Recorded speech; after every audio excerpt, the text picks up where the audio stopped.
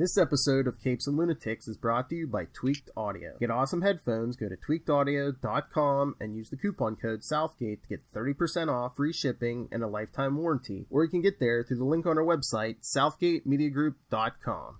Recording has started. Hello, cats and kittens, and welcome once again to the Connectivity, which is also super. That's right, Superconnectivity, with me, your host, Charlie, the Professor Esser. With me, as always, is the blue-eyed bomber from the Burger Pit. It's Phil, Filmy, and Perich. I like that guy, Philip. He's fun. He's no he's no Mosmanzor, but he'll do in a pinch. You know what? Mosmanzor is a true and dear friend. He is my skinny rich friend. A scholar and a gentleman. As you know, he is grand and good, and with facial hair second only to mine. True. But amongst my clean-shaven friends, Philip, you rank right up there. Thank you, sir. No problem.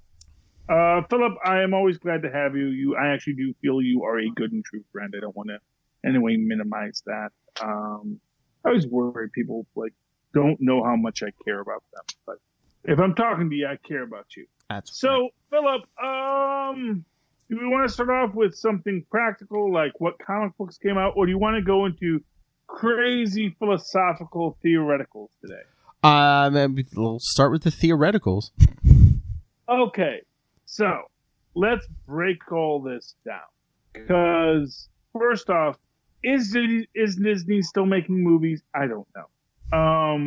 Disney Plus is coming, and the death of the movie theater, I think, is a real aspect to that idea. That it's a lot of effort for Disney to put these films in theaters that no one goes to. Yeah, but I think it's like no skin off their nose to make movies, because it's like, oh hey, we'll make movies as long as the theaters are there. We'll pump them into the theaters. But hey, if theaters die, just put them on Disney Plus. If they die, they die. Oh. Well, the idea is when you put them in the theater. So, for example, we recently had a big flop with the recent Terminator installment. Yes. Now, in no way do I think that the Terminator installment is going to lose money. In no way. This is the Terminator. It's a solid franchise.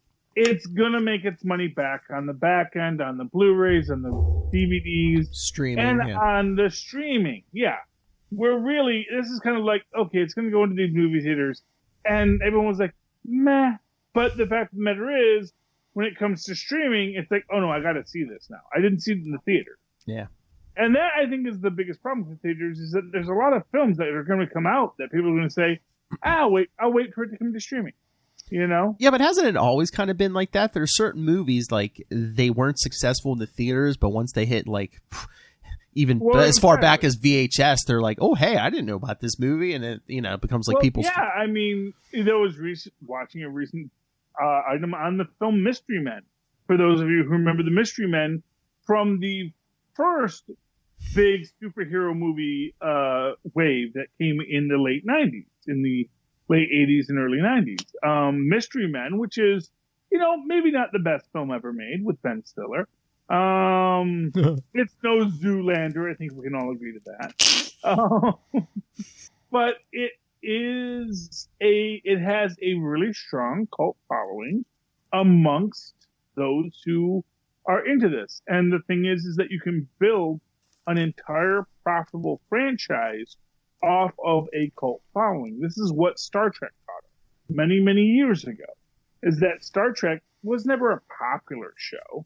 It was okay. It was doing well. But because it built a cult franchise, it was able to not only rise from its own ashes, but to become a much bigger product than you would ever think it was just from that initial run.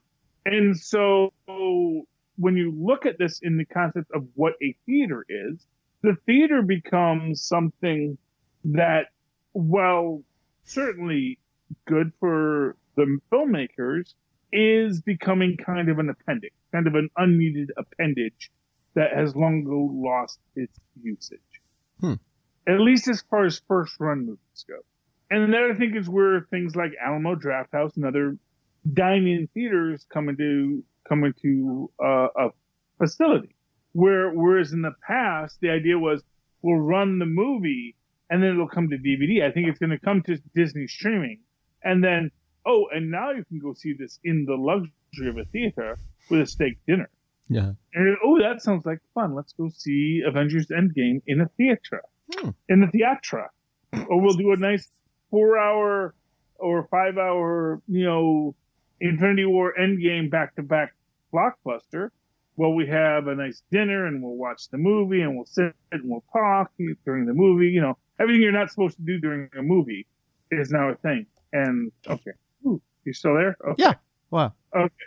Oh, no, my screen just went to black, so okay. I got very panicky for a minute there. Fun times.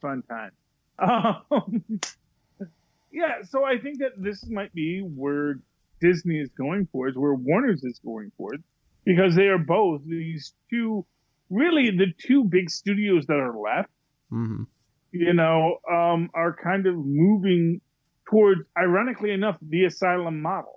Because Asylum has been making movies strictly for streaming, strictly for straight to video for years and making money at it. And I think maybe Disney and Warner are finally saying, why are we being chumps supporting this theater business when really people would rather watch movies in their homes with their friends and not have to go out and, pay $8 for a bucket of popcorn. Yeah. I mean, do you think that's a couple years off, though? Because, I mean, both, from the sounds of it, Disney and Warner are both still talking about movies for, the next 2-3 years. Oh, well, I mean, here's what I'll tell you, Philip. I'll get movies. Oh, yeah. I live in Market 1. People in California will get movies. They live in Market 2. Okay. Chicago will have movies probably up until, Market 13, which I think currently is Washington, D.C., might be Dallas. I don't know. You will have movie theaters still active and operational. And then what you will first, and let me differentiate. There will be first run theaters, and then there will be second run theaters, where you're going to have theaters that are showing films that aren't necessarily just come out. And you'll have, of course, dinner theaters that are a theater, but that have it as a secondary aspect to their story. Mm-hmm. So we're going out for a steak and a beer, but we're also going to watch, the entire Star Wars trilogy while we're doing so. Well, that's the thing. It's like, what are we really selling? Yeah. And to be fair, for a very long time, recently, movie theaters have been popcorn concessions. They have been selling popcorn. And the way that they got you to buy popcorn was to put a movie in that you could eat popcorn to. But their money was in the popcorn, not necessarily in the movie. So even if a movie lost money, it was no skin off the theater's nose because they made their money selling popcorn. And they've kind of just built on this model and expanded. It's like, well, what if we sold better food? Oh, yeah. What if we got a liquor license? Although, to be fair, first theater I ever worked at, the Quill had a liquor license. Oh, the theater we go to, yeah, they sell, I think they at least sell beer.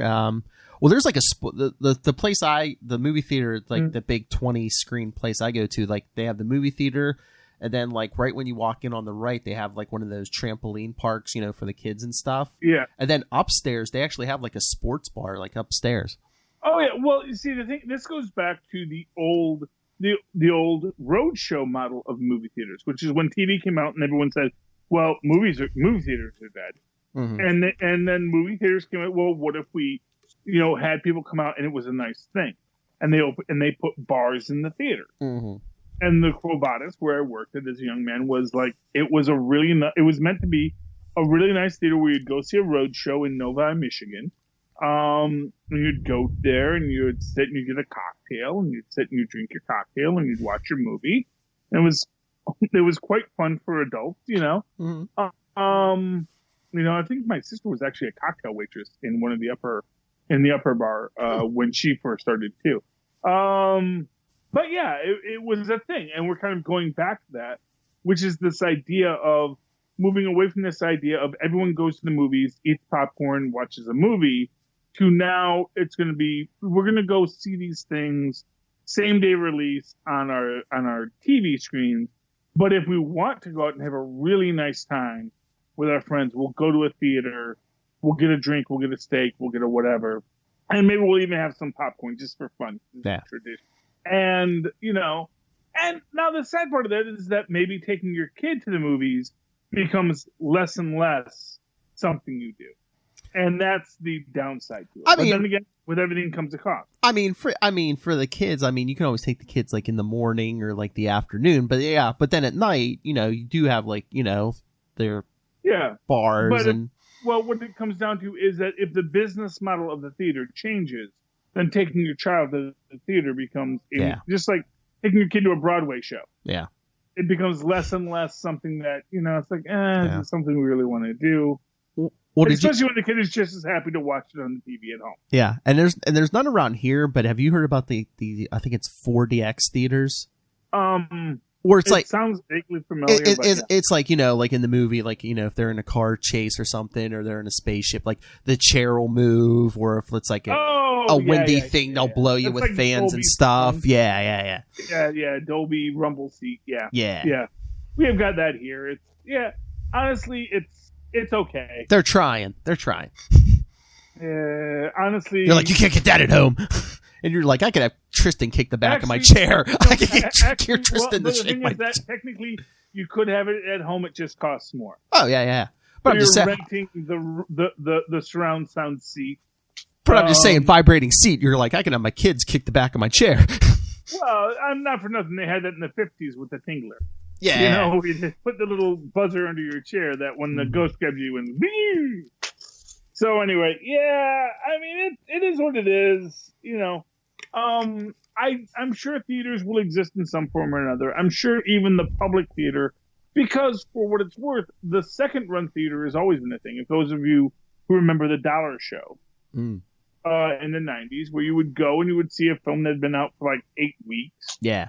It was like, it was like $2 to go see the show, and, $5 for the popcorn. And it was kind of a dirty theater, but that's fine. You didn't care. You were just going to see a movie. Oh, that's like, we had one. We had to drive a little bit. I think it was like $2. It was like late 90s. It was like, you pay $2 to see a movie that's been out for like 2 months or something. But like right across the street's a grocery store. You go over there, buy your candy and stuff, just fill your pockets up. Just walk over there and pay your $2 to get in the movie. Exactly. But the idea is that it's mainly just that the cost of running the theater becomes less when you're not as concerned about making money off the popcorn. Yeah. When it's just like, it's $2 to show the film, we're going to show the film. It was like, it costs us 10 cents to show the film on a loop every couple of hours. We're going to charge you $2. We're going to make our profit. Do you think, I want to move on a little bit, but do you think instead of like letting the theaters die, do you think like maybe Disney and Warner's may start investing in theaters? It's like, oh, hey, we'll buy you out, we'll do this, but hey, guess what? There's going to be a Disney store in the lobby of the theater. So, hey, after you go see that new Marvel movie, hey, look, you can buy some merch. Yeah. Well, not for nothing, it's what you call everything old is new again, which is that, in the old days, you would have studios owned theaters, you would have would be a Warner's theater. There would be an RCA theater. There would be a Universal theater. You would go to a theater and it would not have films from those other competitors. It would just be the films that you were produced. And now it's like, okay, on our streaming service, here's the app, and we're just showing our stuff. Oh yeah, that's what I was going to say. They're negotiating from a place of strength. The studios now, because they're like, we don't need you theaters. We can just beam it right to the people's TVs. We don't need you. Well, exactly, and not for nothing, it's not like people will miss it that much. I like going to the movies, but at the same time, it's something you can take or give. Yeah.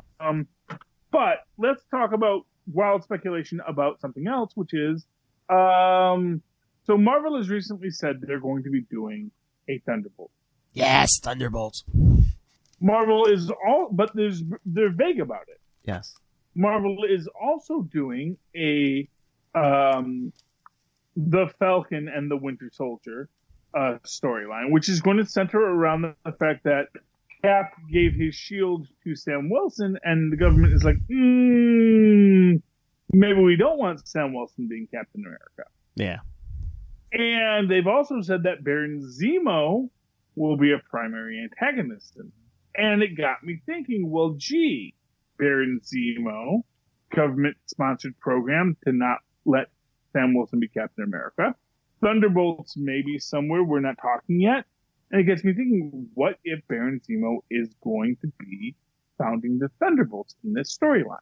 And it struck me that this is going to be coming out in, 2021, 2020? What, Falcon and Winter Soldier? Yeah, Soldier. I think it's coming out. It's not one of their first runs. Yeah, none of the Marvel stuff's coming out right away. I think I'll check it. Yeah, it's either 2020 or 2021. I know it.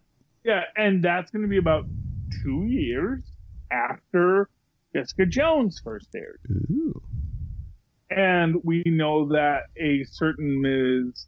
Hellcat was sent to the raft, where no doubt Baron Zemo was sent to the raft, where no doubt several other superhuman beings were sent to the raft. And as I had suggested to Maz on the recent episode of the AKA Jones cast, the raft is kind of the place where the government might say, we do have a very generous work release program, where if you're willing to do what we want you to do, maybe we're going to let you go. And so it makes me wonder if a certain Thaddeus Thunderbolt Ross might come up with this idea. We need our own Avengers. Let's get us some Avengers that we can control. Let's get these people we've locked up and say, you know what? If you would like to do good and earn time off your sentence, we got a job for you. And of which a Baron Zemo, who certainly is evil, but at the same time kind of has his own nobility. A Patsy Walker, who has done bad things, but certainly has a moral code. Both feed into the idea of people that might be primed for work release in a Thunderbolts organization. I mean, basically Marvel's Suicide Squad, because, is the government going to be like, hey, we need a check? I mean, the Avengers basically just went back in time and messed with time. We need a checks and balances on those Avengers. Yeah, well, obviously we always did. Well, yeah. If there's one thing the original Avengers series taught us is that, someone's got to be in charge. They thought the Sokovia Accords were going to be enough. Now they're going to be like, no, piece of paper is not going to do it. Yeah, exactly. So I can absolutely see them investing in an organization of Thunderbolts. But but they didn't give a date. It just said Falcon and Winter Soldier 2020. So I'd say at the most we're probably a year out. So yeah. And again, like I said, I think Jessica Jones came out maybe early. I don't know when it came out, but yeah. It's a 2-year rule, but honestly, it would not surprise me if it does cross over. And they can do it even without Patsy. I would be sad if they don't bring back Patsy. Well, again, too, Thunderbolts doesn't have to start when Cap and or Falcon and Winter Soldier comes out. I mean, you build up Zemo, and then by the time you get to Thunderbolts, that whole Netflix thing is free and clear. Well, yeah, and that's the idea. So maybe that is your second theory. Yeah. So maybe the idea is, and for what it's worth, there's your idea. It's like, okay, so Zemo, of course, immediately busts out of prison because he's just that good. He's not a super soldier, but he's just born better, as the old Zemo storyline goes. And so they decide, you know what? You're not a superhuman, but we're going to treat you like one. And so now you're going to the raft because you keep on picking fights with superhumans. So we kind of have to deal with you in that sense. And so you think the government deals with Zemo and they know they're dealing with Zemo, or is it going to be like, oh, hello, fellow citizens, my name is Citizen V, I think the government knows Zemo is Zemo because they already have him. They already have him on the blocks. Yeah. Well, here's what I'll tell you. Maybe. Oh, okay. So here is your ultimate version of this. Okay. So we have Falcon and Winter Soldier, and everyone knows, and maybe because we know John Walker's in it too. Mm-hmm. Although dang to donuts, the guy that got playing John Walker's looks freaking like D-Man. And I don't know if that's intentional or the guy just had a hippie beard when they did the PR shots. But it's like that. No one said, "Hey, shave that hippie beard, dude. You look like D-Man." I'm sure he will probably for the series. He's probably gonna be shaved. Yeah, he's probably gonna. But it's just like, it's one of these things that makes me go, "Wait a minute," because they did have him have a big old hippie beard, like Demolition Duffy has now. Oh my lord! Oh my lord! Images are just popping in my head. Disney, all the money. Give me a U.S. agent for Citizen V fight. Well, that's the idea. So you're going to have this U.S. agent, yes. Or you're going to have the U.S. agent or the official Captain America. Wouldn't that be delightful? Is you have the get your official Captain America toy, and you open it up with the official Captain America toy. And then you have, Falcon and Bucky kind of dealing with the fact that, well, actually, I'm Captain America. And then you're going to have a lot of little fun quibbles back and forth. But you're also going to have the introduction of this character, Citizen V, because Zemo has escaped. And he's going after Bucky because he still has a mad hate on for Bucky. Mm-hmm. And so maybe even if Bucky is the guy that Zemo is after, and Sam's like, no, you're Cap's friend. I got to help you. And that's that story, even as Walker is trying to fight him. And then he comes up with this character of Citizen V, who he's presenting himself as. And then in the end, it's only at the end that he's revealed to be Zemo. And then, of course, the final scene is, Thaddeus Ross saying, Zemo, you've proven yourself to be quite the talented troublemaker. How would you like to make trouble for the government instead of against it? And that's how you give your launch into your Thunderbolts. So that's one idea, Philip. Oh yeah. Oh, and I also saw something else, which you kind of figure this was going to happen, but I guess they said the Loki series is going to be connected somehow to the Doctor Strange movie. Oh yeah. Which you figure because he's an alternate timeline, right? So it's like multiverse. Duh. Well, he's an alternate timeline. And, this is this interesting question. When you have a being that is existing in multiple points in space and time, do they exist only as one point in space and time? So as a crazy example, and to go on to what, Mr. Kibblesmith said about Loki's past expanding like an accordion, when he tells Thor, the sun will rise on us again, brother. Is he saying that as, optimistic hope, or is he saying it as like, no, I touched the Infinity Stone, and I know another one of me will touch another Infinity Stone. And he's going to go on his adventures, but we're all connected. Because no matter how much we break apart in time and space, all of us come from a single atomic origin that we all connect to. Or did Loki shoot his consciousness into an alternate version of himself? Well, but it's his consciousness, so yeah. So maybe he has memories of multiple lives, like our current Loki. It's like, no, I'm aware that in other versions of myself, I've been other things, and for what it's worth, as Hercules says in the Incredible Hercules, you can't think of time in this linear fashion. Yeah. Because it's different for those of us who exist beyond it. For those of us who are existing beyond space and time, our sense of space and time aren't the same as yours. And that, I think, is where Loki and maybe if we ever get our Hercules, John Stamos for Hercules. Make it happen, Marvel. Let him grow a beard. That is your Hercules. So let him go to the gym. Let him grow a beard. That is your Hercules. Okay. Just throwing that out there. Uncle Hercules. Oh, like John Stamos wouldn't make an incredible Hercules. No, I know. Although, to be fair, they usually draw Hercules with brown hair in the comics. You can always dye it. Yeah, well, no, I think they should keep it black. Make it more authentically Grecian. Yeah, but is he dyeing his hair black at this point though too? Well, that's an interesting idea. Vanity among Hercules vanity. Oh boy. Vanity among the immortals. What are you going to do?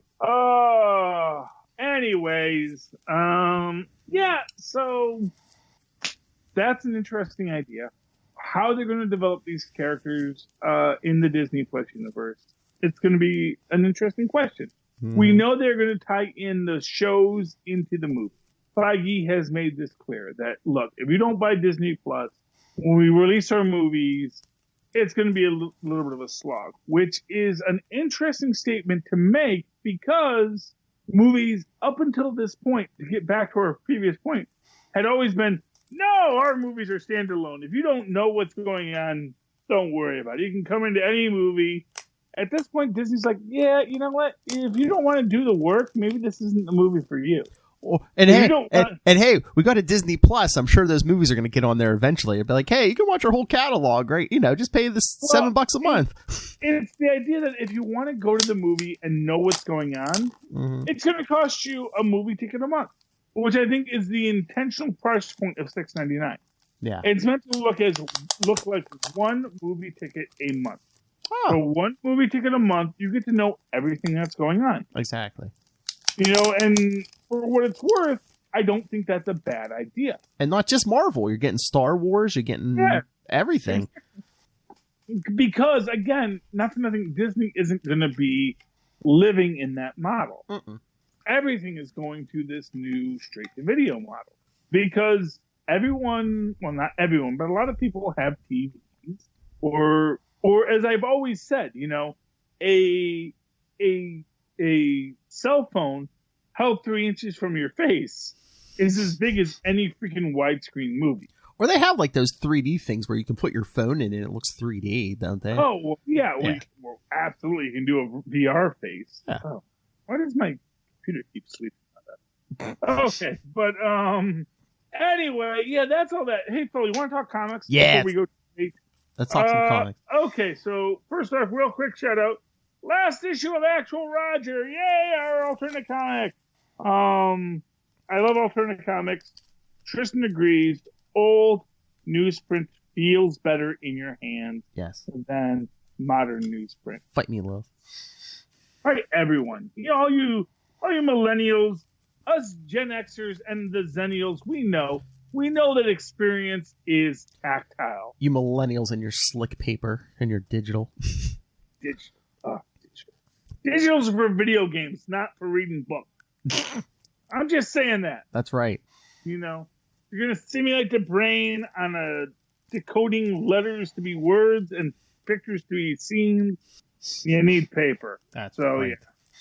So, but that was good. Long story short, Clay proves himself to be a really good superhero. Actual Roger shows that he is very capable. Dr. Spectre, our evil mastermind, gets his comeuppance. So that's good. Double issue number 5. I really enjoyed it. I'm hoping they do come out with more Actual Roger because I liked this one. I liked how it ended. It ends on kind of not a cliffhanger, but sort of a readjustment of the status quo where now both Actual Roger and his parents have to live with Magnanimo. And Magnanimo is kind of the put-upon guy who's he's the Superman of that world. Although you find out that his whole shtick is that he just, because he was monkeying with the Hadron Collider and had it blow up on him, that now basically everything works opposite to him. So like gravity repels him and he's not actually flying, he's just falling up. So, which is, boy, if there's a symbol of white privilege, I don't know what there is. I just keep falling up. So that's Magnanimo. Let's do Savage Avengers. Yes. Oh, I love the Savage Avengers. Just as much Conan as you can jam into a book as possible. Because it kind of feels like now it's just like, okay, everybody else is doing stuff, and then here's what Conan's doing. And, we get all of, Dr. Voodoo dealing with, what's his name? Cullen Goth. And he's apparently a disciple of Shaman Gorath, which is also a Haggard creation. But Shumengorath was one that Marvel could keep even after they lost Conan, because Shumengorath was just a word in the Conan books. It was never actually represented as a god. And because Marvel defined Shumengorath as a god, Marvel got to keep him. Some fun stuff here with Doctor Strange and Elektra. Well, yeah, Elektra filling Doctor Strange in on the whole first 6 issues. Yes, and makes the point that, it's one of those amulets like you got, which is really fun because it's like, freaking Agamotto had more than one eye. In fact, they make a very interesting point to say that the one that, after that the one that Conan has is the third eye of Agamotto. And we see them basically, they drug Conan in the... Oh, yeah. Well, he's making his way again and still drinking his way through the world. Yeah, he gets attacked by these commandos and gets drugged. But then... Yes. It's just beautiful. Especially when he wakes up and he says... And it's, honestly, I love this scene. You know what this reminds me of? The after credit scene in Captain America: First Avenger. Oh. Where he makes the point that I was at that game. And that's not the game. That can't be a contemporary broadcast. And he does the exact same thing here. It's like, I don't smell the dead. I don't smell a bar that I just killed 4 men in. Yeah. And then, you see the big white ball, the white silver dome over it. And I just love the interaction between Conan and Dr. Doom. Yes. I just love, he's like, here, come have dinner with me. And Conan's like, I'll kill you if it sucks. Basically, I'll kill you if it sucks. And Doom's like, I would expect you to, if it... Yeah. And it's almost like, it's like so much braggadociousness between these two. You almost don't know who is the one who is fronting. Yeah.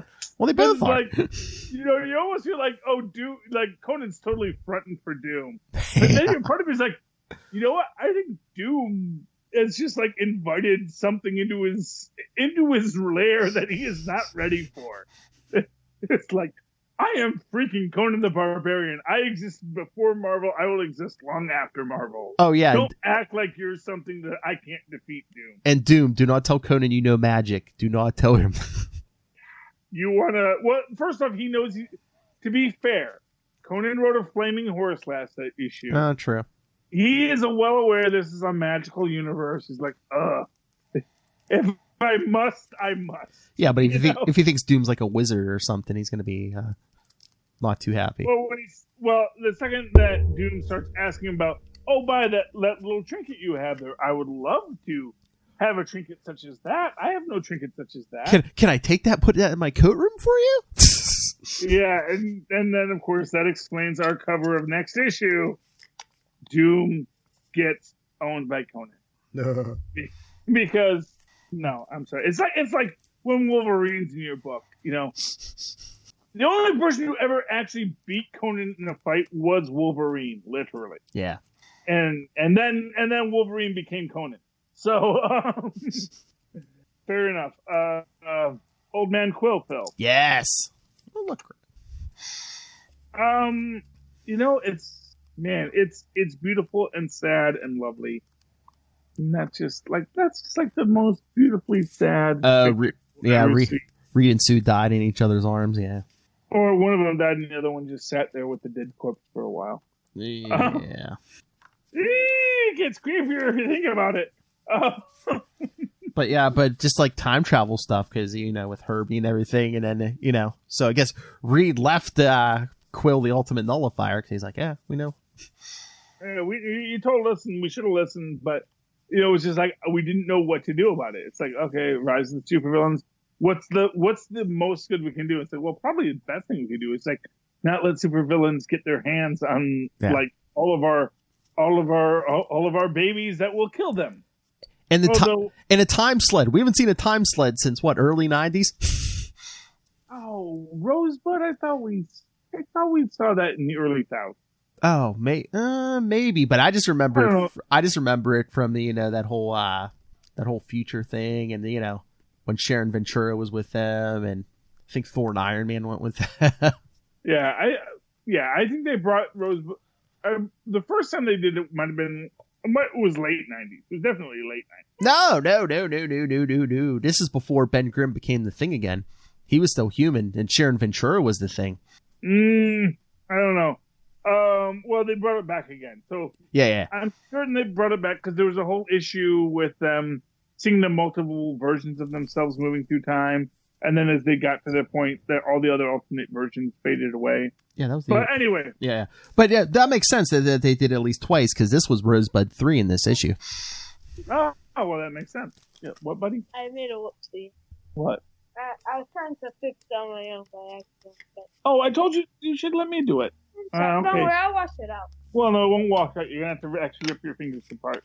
Tristan borrowed the super glue to try and fix something for himself, and he glued his fingers together. Now his fingers are like this forever. Now he has... Forever, it's super glue. You can't break that stuff. Be the okay kid. No, just rip it apart. You're just going to feel a little pain. Okay. But I love the use of the ultimate nullifier on, the Gladiator? Yes. Yeah, you will have to wash your fingers eventually. Yeah, don't use super glue without parental supervision. I think it says that on the label somewhere. Remember that, kids. Yeah, do not use super glue without parental supervision. And this is what I thought was just totally stupid in this issue. I mean, among the many things that are totally stupid in this issue, but I love it for the most part. Doom crushing the ultimate nullifier. But again, is that Doom? Is that really Doom? Well, it doesn't matter who it is, but the idea that you could crush the ultimate nullifier. Oh, true. Yeah. It's the ultimate freaking nullifier. You really think some robot hand is going to crush it? And no, I don't. I mean, it might be Doom 8.0, it's like, I don't know. There was some What If I once read where what if Ultron took over the universe what if the Vision took over the universe? Yes. And in it, like, the Mad Thinker bred himself into, like, a baboon body for reasons. Yeah. And it was like when some general put his brain in the Ultimate Humanite.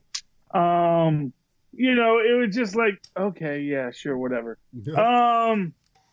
But just the idea that Doom could crush the ultimate nullifier in his hand, it just doesn't make sense. They just wanted that cliffhanger. It's like, what did you do? Galactus is coming. Now we can't stop him.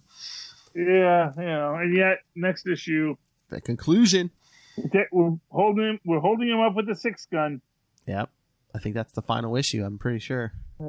Well, maybe he's like it, and it's like, you exist through my vision of you, and I envision this to be something that can kill you. Oh yeah. There we go. Yeah. I don't know why they can't just do that. Like, can't just imagine the Ninja Turtles and let the Ninja Turtles can beat up Pennywise? Well, that's Pennywise. Yeah, well, obviously you theoretically could. Obviously. I don't know. I've never actually read either the book or seen the movie. So Tristan knows all this stuff more than me. Anyway, Oh, I know you had to have enjoyed Immortal Hulk 26. Enjoyed? Well, I mean, we got some Amadeus Cho. Still, you're frozen. Can you see me? Can you hear me? Okay, now I can hear you. Okay. Yeah. First off, it was better than last issue. No, I mean it's good. It's good, but I think like Braun making the point, like, gee, the two most heroic Hulks are not available right now. Sitting this one out. Yeah, that's interesting, Banner.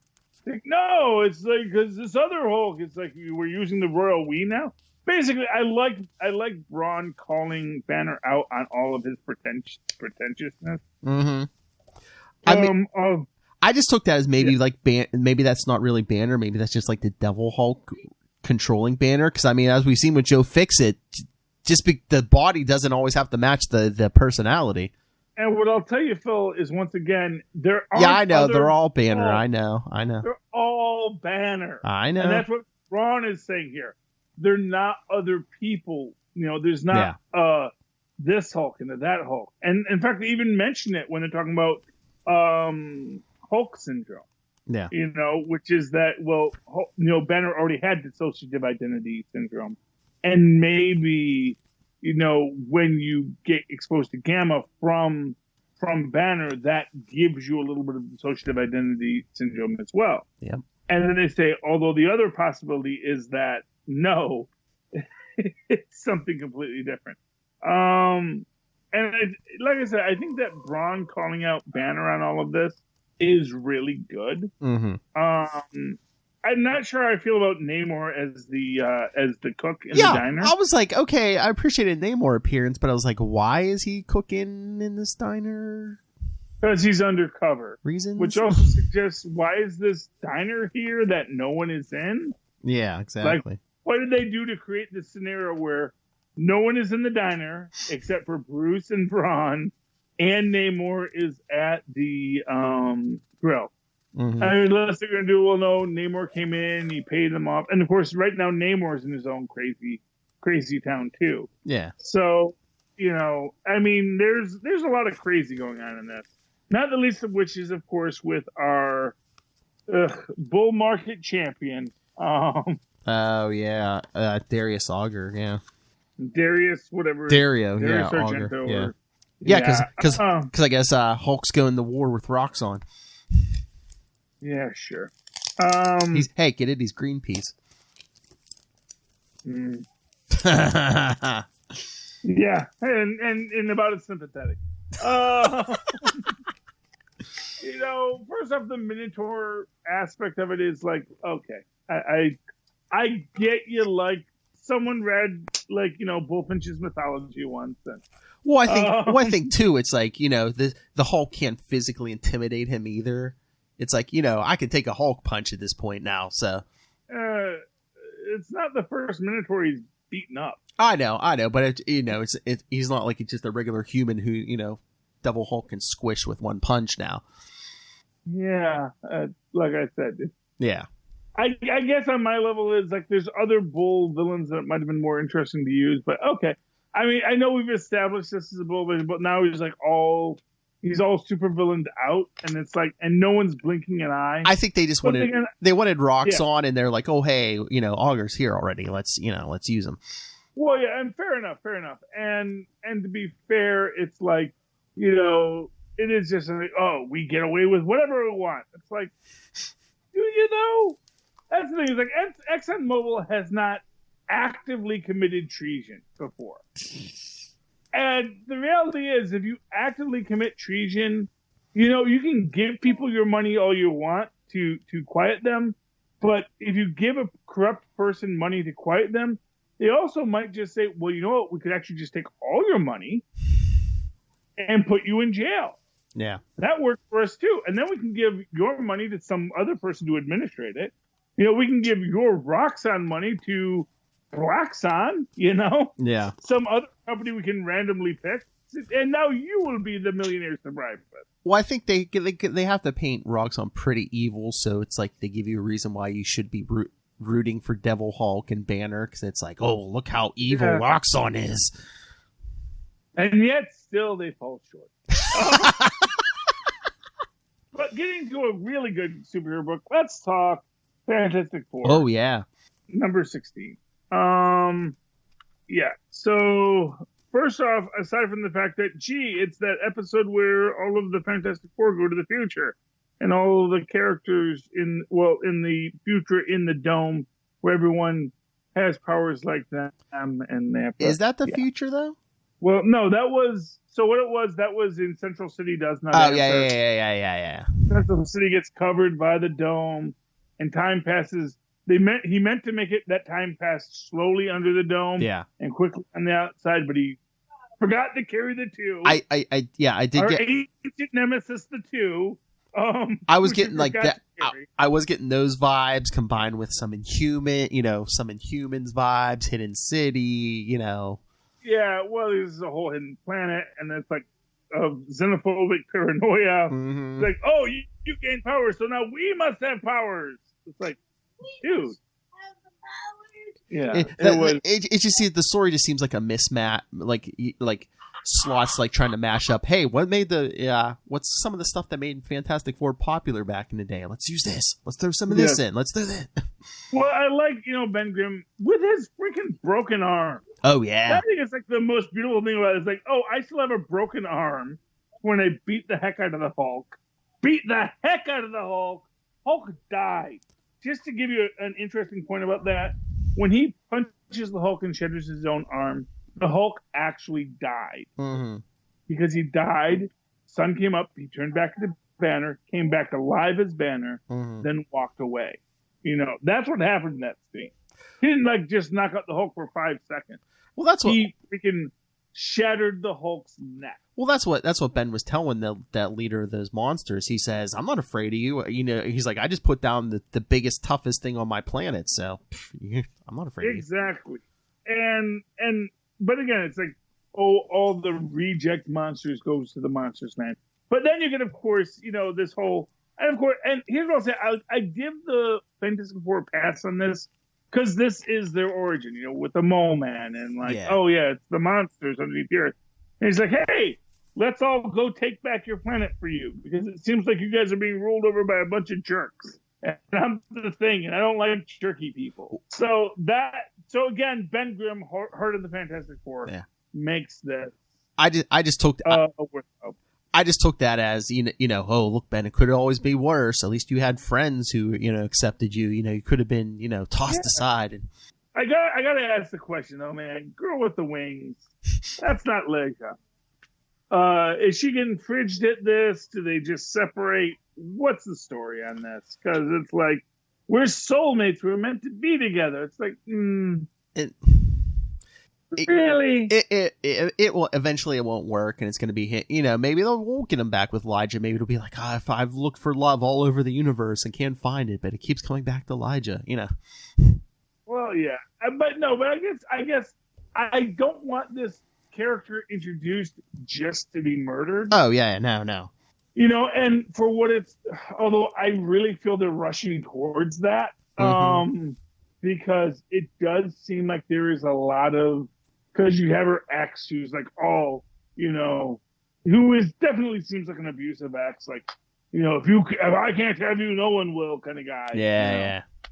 And then you have the reality of just the idea that perfectly matched soulmates. That doesn't sound like a thing that exists. They just touched on that in The Good Place, where Chidi and the other girl, and I'm forgetting her name, but the neuroscientist on it where Chidi's like, we're soulmates. And she's like, that's not a thing, dude. Which is actually, in that case, ironically true, because Chidi's actually, shell-strapped soulmate. Yay. But anyway. Plotline. What happened in Daredevil this week, Philip? I didn't get the chance to read it yet. Oh, you didn't read it? Oh, well, yeah, spoil me. Fisk has to have his boy Wesley clean up the murder scene.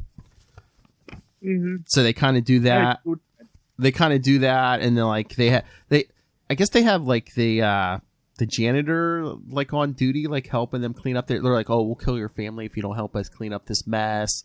And the guy Fisk killed, they made it look like it was he ran out of their car accident, because they're like, oh, he ran out because he saw the janitor killed himself. It's like, what? And then they kill the janitor. So it's it's a big cover up, this to save face with Fisk and stuff. And then that's most of the issue is the whole Fisk thing. But then we see Elektra helping retrain Matt Murdock, and then at the end of the issue, I guess Matt's gonna go have coffee with what's our policeman friend here's name? What's the cops? I have no idea, Philip. I forget. Okay, but yeah. But it's most of the issue is the Fisk stuff. I think it's basic. He's like, what? Because Fisk is even like, Wesley, I don't know what to do, and Wesley's like, hold on, we're coming. Oh, okay. Well, I guess that happens to Fisk every so often too. Book. I don't think you read Magnificent Ms. Marvel. No. A lot of fun. Basic plotline, for those who don't remember, Ms. Marvel's dad is sick and dying, It collapses. They take him to Jersey City Medical Center, where I used to work. And of course, Tony brings Doctor Strange, and I think this is kind of like, we're coming out with the Surgeon Supreme story soon. This maybe is where we get that start here, because he is going to do some experimental surgery on Ms. Marvel's dad. Because as it turns out, essentially, when the Terrigen mist fell over the world, it awakened everyone who had an Inhuman gene. But if you only had one copy, it might have caused a disease to mutate. So Doctor Strange is like, I can figure out what parts to cut out, kind of, is the idea, to get the Inhuman cancer.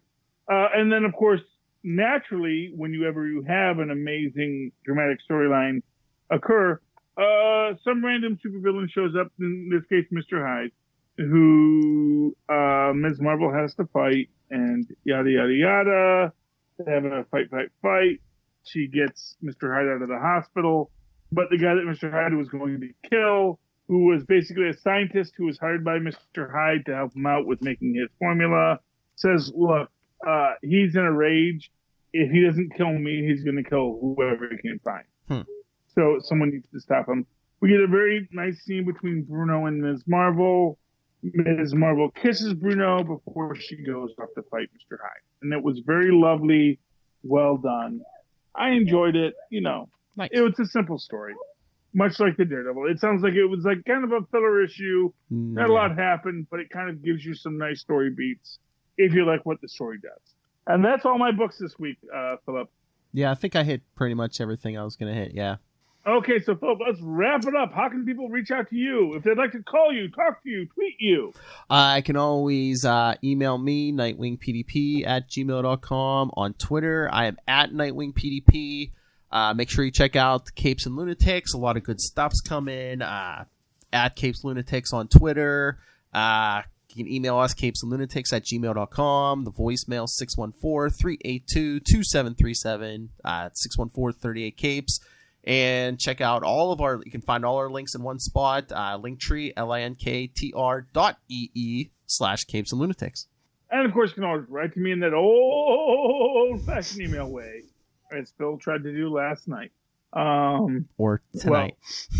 Well, tonight, but I don't know when these things drop. Yeah.